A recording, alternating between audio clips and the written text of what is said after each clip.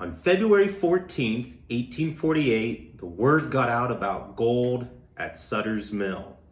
Now, James Marshall had found gold on January 24th, 1848. 4 days later, he arrived here at Sutter's Fort, and in John Sutter's office in the central building, they will test whether or not the gold was real. They find out that it was, and they tried to keep it secret until on this day in 1848, a man by the name of Jacob Wittmer arrived in a trade store located outside of Sutter's Fort in an adobe structure that used to house the Vaquero Barracks. It was off the southwest corner of the fort. In this trade store, he tried to buy a bottle of brandy from the clerk there by the name of Charles C. Smith. Smith was one of the employees of Sam Brannan, and he tried to buy this not on credit. He will produce a container of gold. Now, Smith, of course, will ask, "Where did you find this gold?" Ask John Sutter. John Sutter will confirm that that gold was found at the sawmill.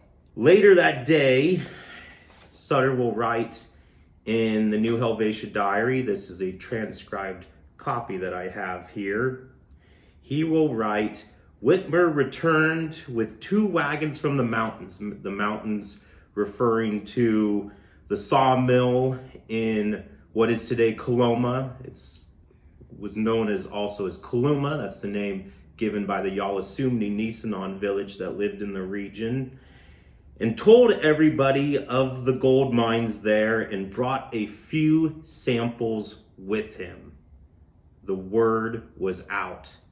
2 days later in the diary, Sutter will write, "All kind of work stopped." Some of the workers start to leave the fort. And by May 25th, 1848, John Sutter isn't even keeping a diary anymore because all the operations of here at the fort ceased. This was an agricultural and manufacturing center. What does Smith do with this news? Well, of course, he writes a letter to his boss, Sam Brannan. Now, Sam Brannan was living in San Francisco. He had a trade store there as well. Brannan will first come to the fort, and then he will go to the sawmill. And he will see a bunch of men trying to mine for gold with their bare hands or pretty crude tools. Now, mind you, this is after the Mexican-American War is over, and the U.S. military is not looking to stick around that much here in California. Sam Brannan will purchase a wide range of supplies very cheaply for 10, maybe 5 cents, maybe 15 cents. Shovels, pickaxes, metal pans, and will supply his store in San Francisco. He will supply his store right outside of Sutter's Fort, and he will open a store in Coloma selling these materials as mining equipment. And he will sell them at a pretty high cost, $10, $15, or $20 for a shovel. That's how Sam Brannan will eventually become California's first millionaire. Once he has supplied the equipment, he will then publish in his newspaper that he had in San Francisco called the California Star. And the April 1st edition of that newspaper, 2,000 copies will be made.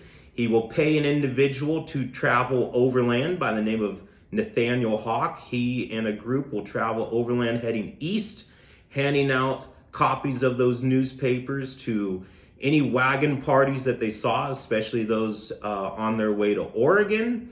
And by the summer of 1848, some copies of those newspapers will reach the East Coast, and you have newspapers like the New York Herald publishing about gold found in California.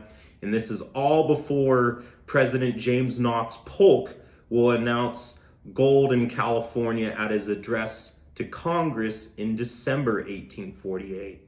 And so all this news will spread, and will start what is one of the largest migrations in human history that we know as the California Gold Rush.